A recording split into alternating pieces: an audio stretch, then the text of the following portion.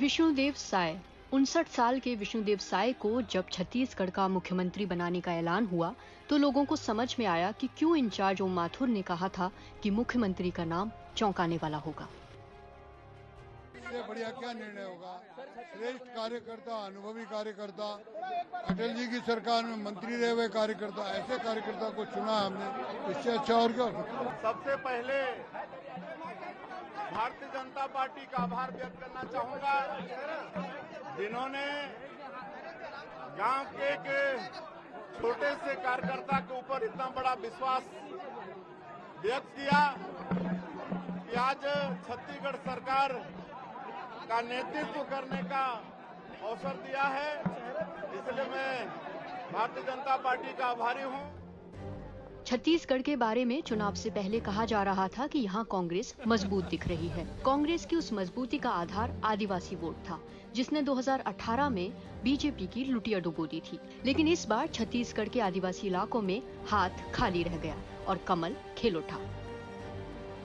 साथियों, आज देश का आदिवासी समाज भी अब खुलकर अपनी बात रख रहा है। ये वो आदिवासी समाज है जो कांग्रेस की नीतियों की वजह से 7 दशक तक पीछे रहा। छत्तीसगढ़ में बीजेपी की जीत में आदिवासी वोट सबसे निर्णायक रहे। छत्तीसगढ़ की 90 विधानसभा सीटों में से 29 सीटें आदिवासियों के लिए आरक्षित हैं। इनमें से 17 सीटों पर बीजेपी ने जीत हासिल की। इसी जीत ने बीजेपी को राज्य की सत्ता की चाबी थमा दी। बीजेपी को पहले से अंदाजा रहा होगा कि आदिवासी वोट कांग्रेस से नाराज है और वो अब की बार बीजेपी की झोली में आ सकता है। आप गृह मंत्री अमित शाह के उस बयान को याद कीजिए जब विष्णुदेव साय के लिए चुनाव प्रचार में गए तो क्या कहा था। गृह मंत्री शाह ने कहा था कि आप साय को जिताइए, हम इन्हें बड़ा आदमी बनाएंगे।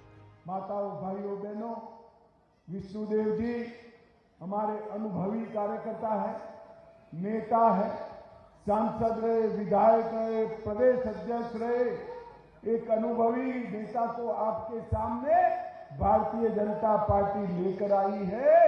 आप इनको विधायक बना दो, उनको बड़ा आदमी बनाने का काम हम करेंगे।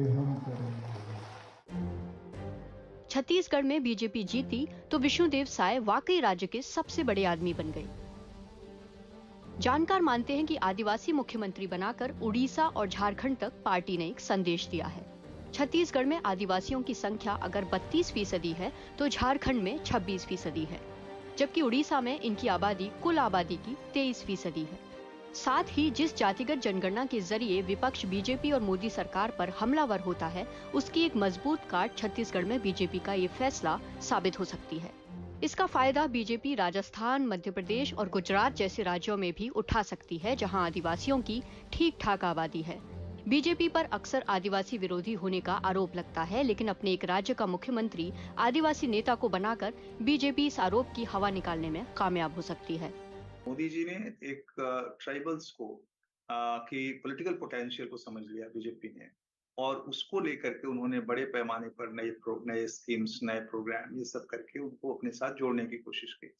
अब छत्तीसगढ़ जहां पर एक ट्राइबल पॉपुलेशन एक बड़ी संख्या में है और जिसको कि अभी तक हिस्सेदारी उस तरह से नहीं मिलती थी, यानी अजीत जोगी थे, लेकिन अजीत जोगी एक खास क्लास के थे, ट्राइबल थे लेकिन एक अलग क्लास था उनका।